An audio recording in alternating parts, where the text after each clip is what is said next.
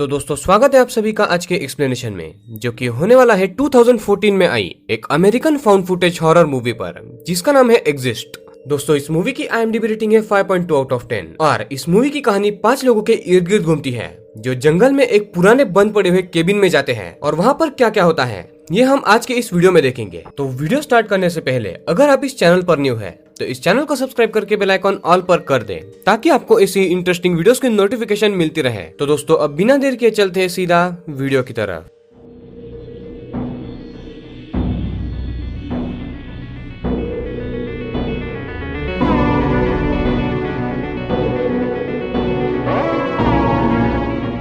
Movie की शुरुआत में हमें एक टेक्स्ट दिखाया जाता है जिसमें खास करके लिखा हुआ था कि 1967 से सिर्फ यूएस में ही बिगफुट के साथ एनकाउंटर वाले लगभग 3000 केसेस हुए हैं। और इस टेक्स्ट के बाद हम मूवी के फर्स्ट सीन में ब्रायन एंड मैट नाम के दो भाइयों को देख पाते हैं जिन्होंने अपने दोस्तों के साथ, जिनका नाम था डोरा, टॉड एंड एलिजाबेथ, उनके साथ एक कैंपेन ट्रिप प्लान की थी, वो भी उनके अंकल के एक पुराने बंद पड़े हुए केबिन में जो टेक्सास के जंगलों में था। इनकी ट्रिप स्टार्ट होती है एंड ब्रायन सभी चीजें अपने कैमरा में रिकॉर्ड कर रहा था। ये लोग रास्ते में रुक के कुछ पटाखे लेते हैं ताकि वो उन्हें रात को जला सके और फिर शाम होते ही वो जंगल के रास्ते पर लग जाते हैं। अब सभी कार में मस्ती कर रहे थे और डोरा जो थी वो ब्रायन के दाढ़ी को लाइटर से जला रही थी और ये सब करते हुए मैट जो ड्राइव कर रहा था उसका ध्यान भटक जाता है और उनकी जो कार थी वो किसी चीज को टक्कर मार देती है। मैट, ब्रायन एंड टॉड तीनों उतर के कार को देखते हैं तो लाइट्स के पास खून लगा हुआ था, तो इन्हें लगता है कि इन्होंने किसी जानवर को टक्कर मारी होगी।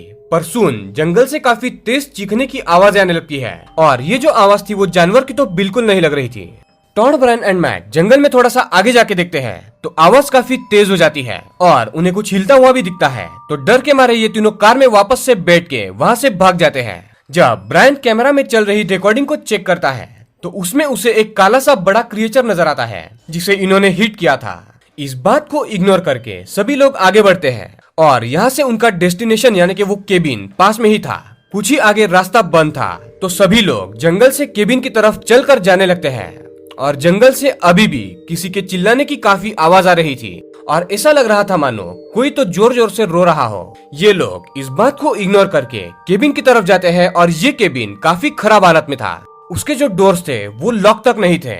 और तो और पूरे घर में सिर्फ पत्तियां एंड धूल थी। सभी का मूड खराब हो जाता है बिकॉज इन्होंने यहाँ पर इतनी गंदगी एक्सपेक्ट नहीं की थी। अब गाइस जंगल में क्या ही एक्सपेक्ट करना। सभी लोग यहाँ पर बात ही कर रहे थे कि तभी अचानक से एक कमरे से किसी जानवर के गुर्राने की आवाज इन्हें सुनाई देती है और मैट जब उस कमरे के डोर को खोलता है तो अंदर एक सुअर घुस गया था जिसे देख के लड़कियां चिल्लाने लगती है और सभी डिसाइड करते हैं कि यहाँ पर वो रात नहीं बिताएंगे क्योंकि यहाँ पर खतरा हो सकता है। तो ये लोग ऐसा डिसाइड करते हैं कि ये पूरी रात वो कार में बिताएंगे और अगली सुबह यहाँ पर केबिन में आके केबिन को साफ करेंगे। सभी लोग कार में सो जाते हैं एंड ब्रायन अपने कैमरा में बाहर की चीजों को रिकॉर्ड कर रहा था और अभी तक किसी के रोने की आवाज लगातार आ रही थी। ब्रायन मैट को बोलता है कि ये शायद उसी की आवाज होगी जिसे उन्होंने गलती से टक्कर मारी थी और ये बेचारा दर्द के मारे रो रहा होगा, ऐसा उसे लगता है। अगले दिन सुबह सभी लोग वहाँ के तालाब में नहाते हैं एंड एंजॉय करते हैं, साइकिलिंग करते हैं और काफी एंजॉय करने के बाद ब्रायन नोटिस करता है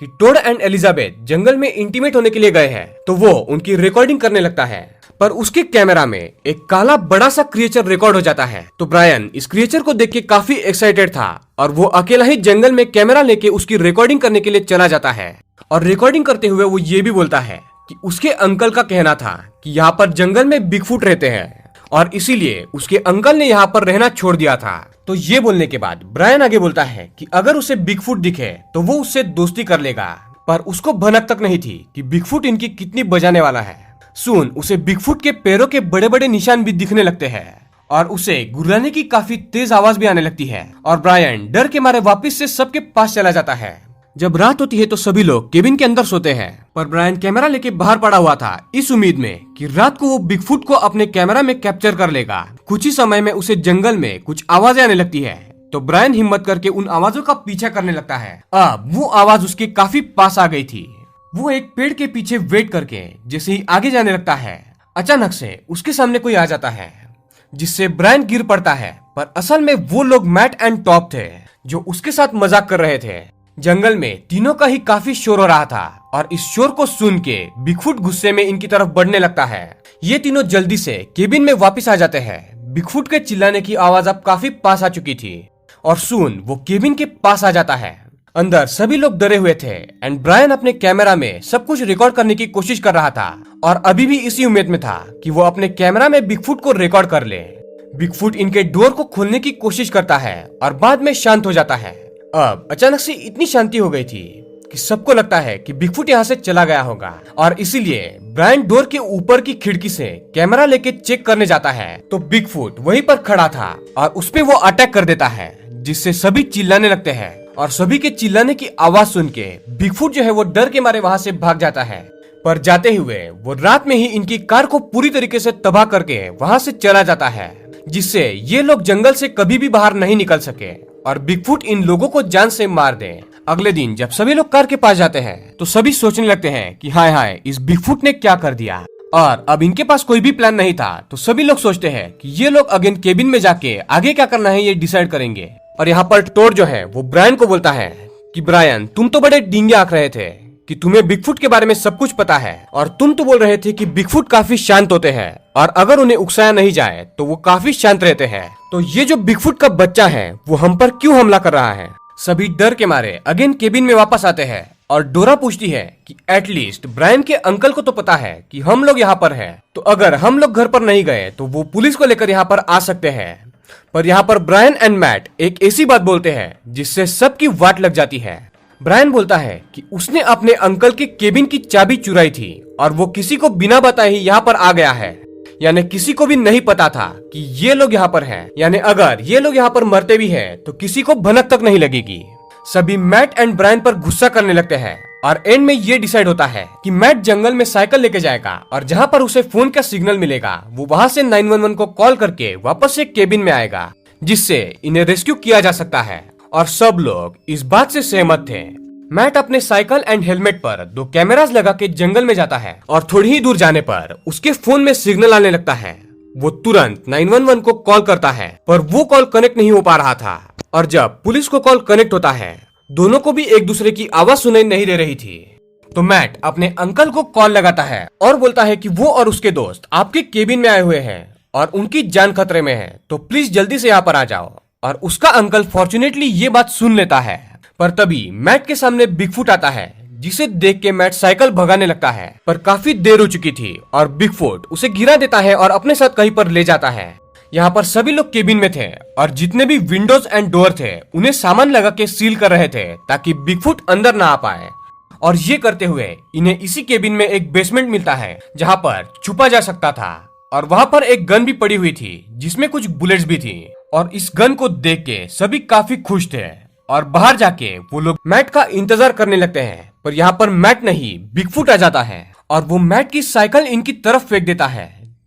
सभी डर के मारे घर में घुसते हैं और डोर को एक टेबल से ब्लॉक कर देते हैं, पर बिगफुट अब काफी गुस्से में था और वो लगातार अंदर आने की कोशिश कर रहा था। सून वो डोर के सामने रखे हुए कवर तक को भी गिरा देता है और अंदर हाथ घुसा के एलिजाबेथ को खींच के बाहर ले जाने की कोशिश करता है, पर सभी किसी तरह उसे रोके रखते हैं और टॉड उस पे गोली चला देता है। तो कुछ देर के लिए बिगफुट थोड़ा सा दूर जाता है और मौका देख के एलिजाबेथ, डोरा, ब्रायन एंड टॉड बेसमेंट में चले जाते हैं। यहाँ पर एलिजाबेथ जो है वो काफी जख्मी हो गई थी और वो फाइनली दम तोड़ देती है,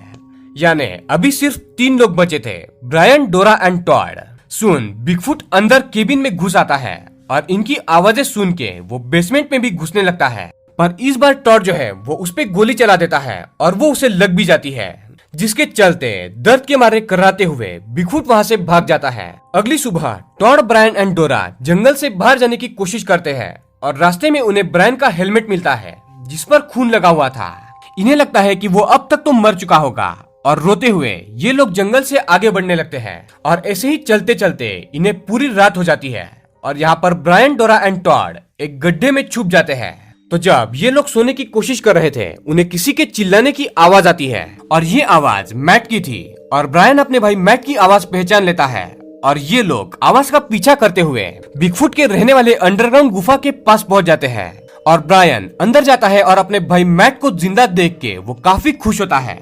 अब मैट की हालत काफी खराब थी और वो चल नहीं सकता था बिकॉज उसके दोनों पैरों को बिगफुट ने बुरी तरीके से तोड़ दिया था और यहाँ पर बाहर टोड एंड डोरा को पास ही में एक ट्रेलर मिल जाता है जहाँ पर ये लोग छुप सकते थे। सभी मिल के मैट को वहाँ से बाहर निकालते हैं एंड इस ट्रेलर में लाके सुला देते हैं और सुबह हो जाती है। यहाँ पर फोन का नेटवर्क अब आ रहा था तो ब्रायन को अपने अंकल का कॉल आता है जो उसे बोलता है कि वो अब केबिन में आ चुका है पर उसे केबिन में कोई भी नहीं दिख रहा। तो ब्रायन जो है वो अपने अंकल को अपना करंट पता बताता है और उसके बाद उसके अंकल को एग्जैक्ट लोकेशन पता चले, इसलिए टॉड एक बेवकूफी करता है।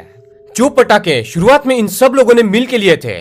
टॉड इन पटाखों को जला देता है, वो भी खुले में, जिसके चलते ब्रायन का अंकल तो नहीं पर बिगफुट जरूर वहां पर आ जाता है और वो टोड को वहां आके जान से मार देता है। देन वो अपने ताकत से पूरे ट्रेलर को पलट देता है, जिसके चलते डोरा एंड मैट दोनों भी मारे जाते हैं। यानी सभी लोग अब तक मर चुके थे सिवाय ब्रायन के। ब्रायन किसी तरह ट्रेलर से भागने लगता है और गिर के बेहोश हो जाता है क्योंकि वो भी काफी जख्मी था और बिगफुट को लगता है कि वो भी मर चुका होगा। तो बिगफुट इन पांचों लोगों की लाशों को यानी कि मैट, डोरा, टोड एंड ब्रायन जो कि अभी तक जिंदा था उन्हें एक खुले जगह पर लाके पटक देता है और वहां पर जब ब्रायन को होश आता है तो वो देखता है कि पास ही में एक बेबी बिगफुट मरा पड़ा है। और गाइस ये वही बेबी बिगफुट था जिसे मैट एंड सभी ने कार में टक्कर मारी थी, जिसके चलते ये मारा गया था। और शुरुआत में जो रोने की आवाज हम लोग सुन रहे थे वो इसी बिगफुट की थी जो अपने बेबी बिगफुट को मरा हुआ देख के काफी रो रहा था। और ये जो बिगफुट सबको मार रही थी वो असल में इस बेबी की माँ थी जो अपने बेटे के मौत का बदला ले रही थी। ब्रायन जंगल में भागने लगता है और बिगफुट उसका पीछा कर रहा था, पर एक पॉइंट पर ब्रायन को अपनी गलती रियलाइज होती है और वो रुक के बिगफुट के सामने माफी मांगने लगता है और रोने लगता है और बाद में उसे ये बोलता है कि तुम मुझे अब मार सकते हो बिकॉज मैंने भी पाप किया है। पर बिगफुट डिसाइड करता है कि वो ब्रायन को नहीं मारेगा और वो वहां से ब्रायन को जिंदा ही छोड़ के चला जाता है। यानी यहाँ पर हमने जानवरों तक का बड़प्पन देख लिया है जिसमें अपने बेटे के कातिल को भी उसने जाने दिया, पर फिर भी शुरुआत के गुस्से में उसने ब्रायन के 4 दोस्तों को जान से मार दिया था और उनके साथ हाथापाई में वो खुद भी काफी जख्मी हुआ था। खैर ब्रायन लकीली जिंदा बच जाता है और ये मूवी इसी के साथ यहाँ पर एंड होती है। और दोस्तों इस मूवी का नाम एग्जिस्ट इसीलिए रखा गया है बिकॉज बिगफुट सच में एग्जिस्ट करते हैं, ये इस मूवी में हमें बताने की कोशिश की गई है। तो दोस्तों ये थी एग्जिस्ट मूवी की डिटेल एक्सप्लेनेशन। आई होप कि आपको ये पसंद आई होगी। तो दोस्तों इस वीडियो को लाइक करना और चैनल को सब्सक्राइब करके बेल आइकन को ऑल पर कर देना ताकि आपको ऐसी ही इंटरेस्टिंग वीडियोस की नोटिफिकेशन मिलती रहे। तो दोस्तों मिलते हैं ऐसी किसी अगली इंटरेस्टिंग वीडियो में, तब तक के लिए पीस आउट।